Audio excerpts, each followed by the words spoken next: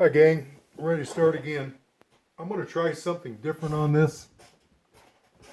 I'm going to start out, this is part 1 of chapter 5, section 5.1, part 1. And what I'm trying to do, I'm trying to get my camera to go at my computer screen. I thought it might be easier to do on this one. And we're going to talk about sets and operators. And before I get going, I think chapter 4 is probably a tough chapter for you, for a lot of you, and it's very hard to follow along. The problems are really long, and so on and so forth. On a bright spot, you're going to get to chapter 5, and I think some of the concepts are a little easier to understand, and you're not going to have those big long problems that you had before.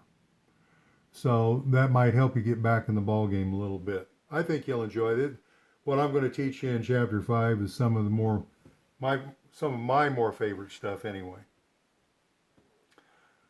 What you see on the screen there, I've got this right here. That was left over. I had a VoiceThread lecture out there. I don't know if you want to pull it up. I would imagine it's still out there someplace. I haven't checked. But if you'd like to check it out and see if it's any better than what I'm doing now, that's fine. Okay, let's get going on set and terminology. Notation, terminology, and so on. Okay, so first of all, what is a set? Well, a set, hang with me, I'm trying to adjust some things here. Highlight them so you can see them a little better. A set is a well-defined collection of objects. Just imagine taking a bunch of things, putting them together. Objects could be names, could be numbers or letters, could be anything you want it to be. It's a well-defined collection of objects. Well-defined means you know exactly what they're talking about.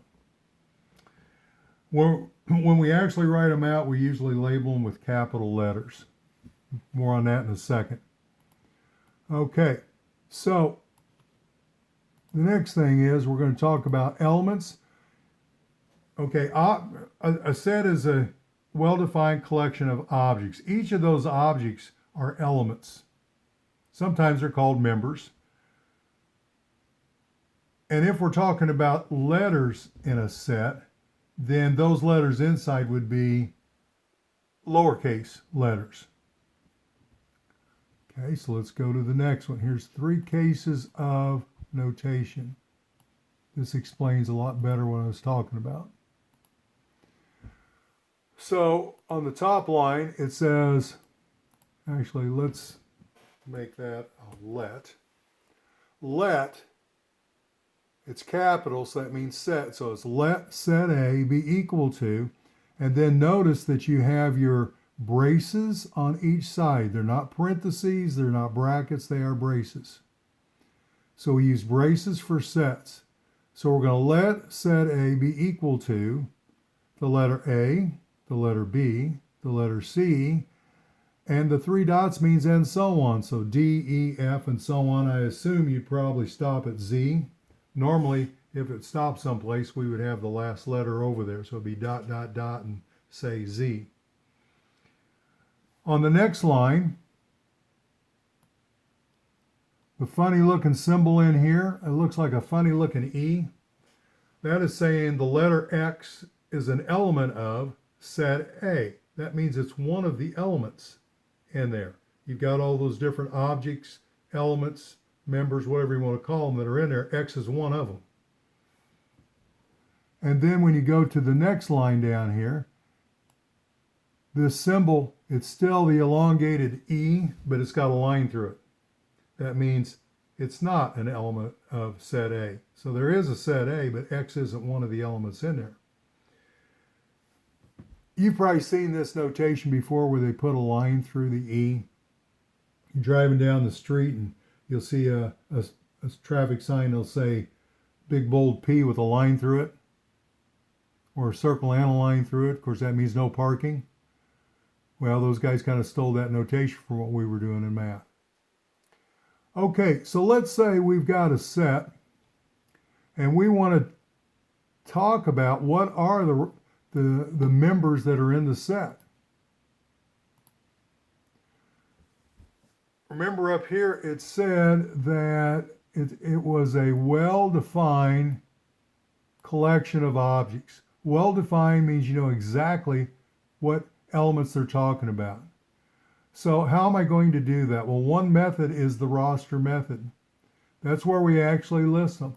So what I've got here, that would be the set X, whose only elements are Washington, Adams, and Jefferson. You might recognize those as the first three presidents of the United States. So coming back over here, I've got the X out front, so that's the letter that's going to designate the set. So later on, if I want to talk about this set, I don't have to list them all out. All I got to do is put an X and everybody knows what I'm talking about. And then over here, I've got the braces around the three elements, Washington, Adams, and Jefferson. You got commas separating them. Okay, now, what if I was talking about all 26 presidents? If I was talking about all 26 presidents, I don't think I want to list them all. So what you're going to do is come up with a description. So this is called the description method. And basically, you just write down a description of what the sets are. I already told you that one in example 1, Washington, Adams, and Jefferson, those were the first three presidents. So I could simply say, let set X be the set whose elements are the first three presidents of the United States. Probably does not make a whole lot of sense in this example to write the description. But it would if I was talking about all 26 presidents, or however many, there's 40 some now. 26 a long time ago. I would not want to write all of those names down. It'd take a long time to do it, but if I could just describe it, that might be better. Now I'm going to throw one more in here, and we may or may not use it, but this is called set builder notation. And this is used a lot in like algebra problems. Set builder notation, you give yourself a rule on how to define the elements. So here we're going to say set Y is the set whose elements, I know it's set because I see the braces, the set whose elements are all X, and this line means such that X, now those are going to be the same, X is an element of N. So set Y is the set of all X such that X is an element of N. What is set N? Well, actually, set N's got meaning. Back when you studied algebra, you talked about different sets. There was the natural numbers, which is the same thing as the counting numbers. There was the whole numbers. There was the integers. There was the rational numbers, the irrational, the reals. And when you got into second year algebra, you got into imaginary numbers and complex numbers. A lot of times on the set builder, it may look more like Y is equal to the set of all Y, make that a Y, such that Y is equal to 2x plus 1. Let me write that in there for you. See if I can get that. Set of all Y, such that Y is equal to 2x plus 1, where X is an element of the naturals. That's really more what it would look like. You're not going to understand a whole lot of that, and we're not going to use it a whole lot, so let's not worry about it. I just wanted to put it out there in case you saw it. But 1 and 2 for sure, roster and description. Okay, let's talk about equal sets. This is just one of those little things. Sets are equal if they have the exact same elements. Those elements do not have to be in the same order. So if I had set A that had the elements 1, 2, compared with set B, which had the elements 2, 1, they both have the elements 1 and 2 in them. The order's different, but the same elements. Therefore, set A is equal to set B.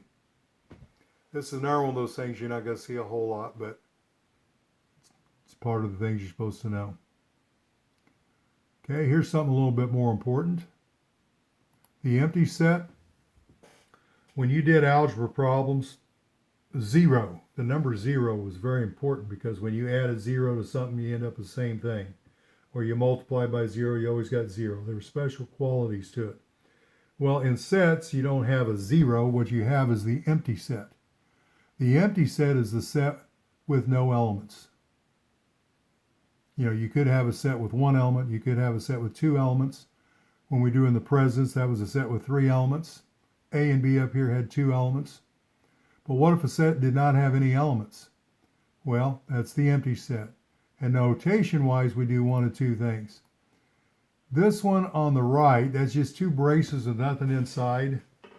That's more of the old-fashioned one. I tend to use that more. And the newfangled one is right here. That's a circle with a line through it. That's actually a Greek letter. And most people use it more than the one with the empty braces over here. We'll talk more about empty set here in a little bit. This all come together when I get into some other things. I'm just trying to give you an idea on the definitions, notation, terminology, and all that. Okay, here's the last thing I'm going to talk about in this part. Talk about subsets.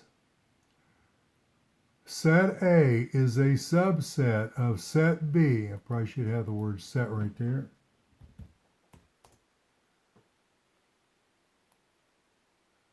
Set A is a subset of set B if every element in A is also in B. Every element of the first one has to be in the second one. So if I said B was 1, 2, 3, then set A could be 1 and 2. Or it could be 1. It could be 1, 2, and 3. But set A cannot be bigger than B. Everything that's in A has to be in B.